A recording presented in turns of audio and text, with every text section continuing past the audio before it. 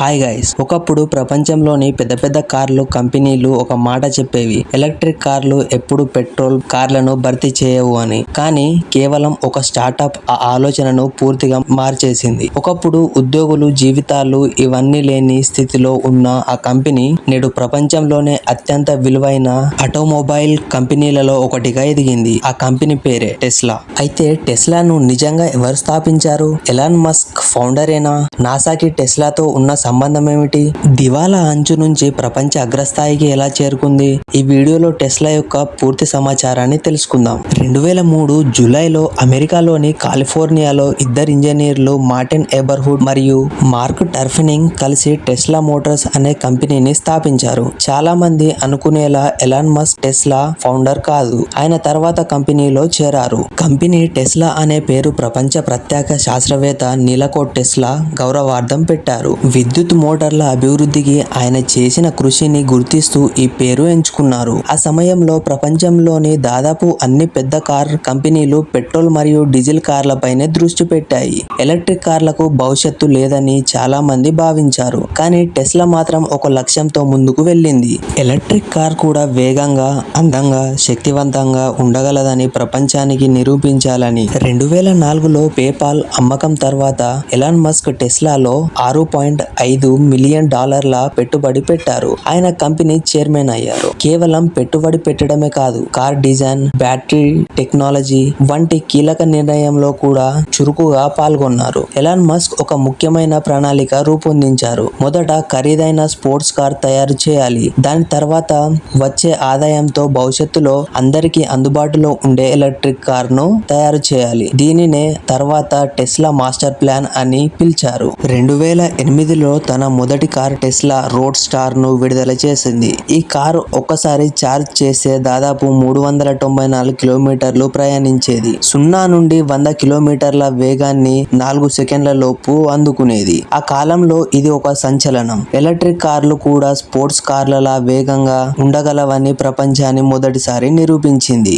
Road star విజయం అయినప్పటికీ company భారీ ఆర్థిక సమస్యలు వచ్చాయి. ఉత్పత్తి ఖర్చులు పెరిగాయి. పెట్టుబడిదారులు వెనక్కి తగ్గారు. 2008లో చివరికి టెస్లా వద్ద ఉద్యోగులు జీతాలు ఇవ్వడానికి కూడా డబ్బులు లేకుండా పోయాయి. ఎలాన్ మస్క్ తన వ్యక్తిగత సంపదలో మిగిలిన దాదాపు మొత్తాన్ని కంపెనీలో పెట్టుబడి పెట్టారు. అదే సమయంలో ఆయన మరో కంపెనీ స్పేస్ ఎక్స్ కూడా ఆర్థిక ఇబ్బందుల్లో ఉంది. తర్వాత ఎలాన్ మస్క్ చెప్పిన మాట చాలా ప్రసిద్ధి చెందింది. టెస్లా మరియు స్పేస్ ఎక్స్ రెండూ ఒకేసారి మూతపడే పరిస్థితి వచ్చింది. చివరి నిమిషంలో వచ్చిన కొత్త పెట్టుబడులు కంపెనీని కాపాడాయి. టెస్లా గురించి మాట్లాడేటప్పుడు చాలా మంది ఒక విషయం తప్పుగా అర్థం చేసుకుంటారు. నాసా టెస్లాలో పెట్టుబడి పెట్టలేదు. నాసా టెస్లాను కొనుగోలు చేయలేదు. కానీ 2008 తర్వాత నాసా యొక్క కెనెడీ స్పేస్ సెంటర్ లో టెస్లా రోడ్ స్టార్ కార్లను అధికారిక వాహనాలుగా ఉపయోగించడం ప్రారంభించారు. దీంతో ప్రపంచవ్యాప్తంగా టెస్లాకు మంచి గుర్తింపు వచ్చింది. అదే సమయంలో ఎలాన్ మస్క్ స్థాపించిన స్పేస్ ఎక్స్ స్థానం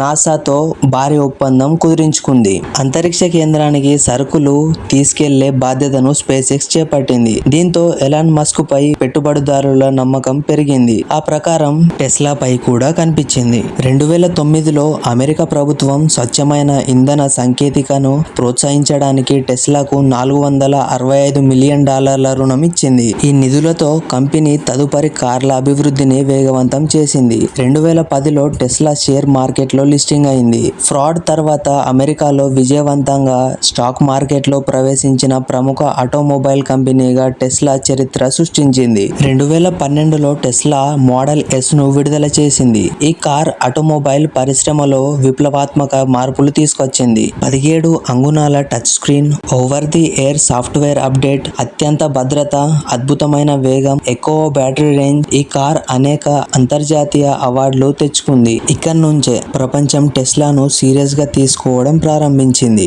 ఎలక్ట్రిక్ కార్ల భవిష్యత్తు బ్యాటరీలపైననే ఆధారపడి ఉంటుందని భావించిన టెస్లా ప్రపంచవ్యాప్తంగా జిగా ఫ్యాక్టరీస్ నిర్మించడం ప్రారంభించింది. నెవాడా, షాంఘై, బెర్లిన్, టెక్సస్ వంటి ప్రాంతంలో భారీ ఫ్యాక్టరీలు నిర్మించింది. ఈ ఫ్యాక్టరీలో కార్లతో పాటు బ్యాటరీలు కూడా తయారు చేస్తున్నాయి. 2017లో మొదలైన మోడల్ 3 టెస్లా చరిత్రను మార్చేసింది. లక్షల మంది ముందుగానే బుకింగ్ చేసుకున్నారు. ప్రారంభంలో ఉత్పత్తి సమస్యలు వచ్చినప్పటికీ ఎలాన్ మస్క్ ఫ్యాక్టరీలోనే నిద్రిస్తూ ఉత్పత్తి ఉత్పత్తిని పర్యవేక్షించారు. ఈ కాలాన్ని ఆయన ప్రొడక్షన్ హెల్ అని పిలిచారు. చివరికి మోడల్ 3 ప్రపంచంలో అత్యంత విజయవంతమైన ఎలక్ట్రిక్ కార్లలో ఒకటిగా నిలిచింది. తర్వాత వచ్చిన మోడల్ Y ప్రపంచంలో అత్యధికంగా అమ్ముడైన కార్లలో ఒకటిగా మారింది. నేడు టెస్లా కేవలం కార్ల కంపెనీ కాదు, ఇది చాలా రంగాలలో పనిచేస్తుంది. Artificial intelligence, full self driving, robotaxi, Cybertrucks, Tesla Semi, Optimus humanoid robots, power wall,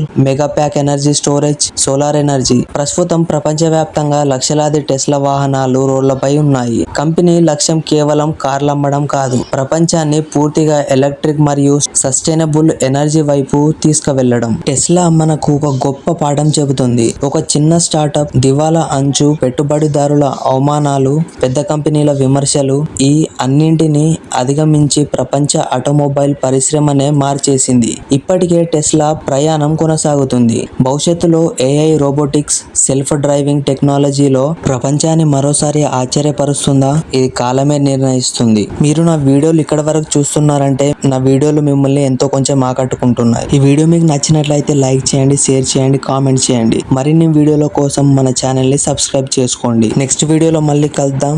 bye.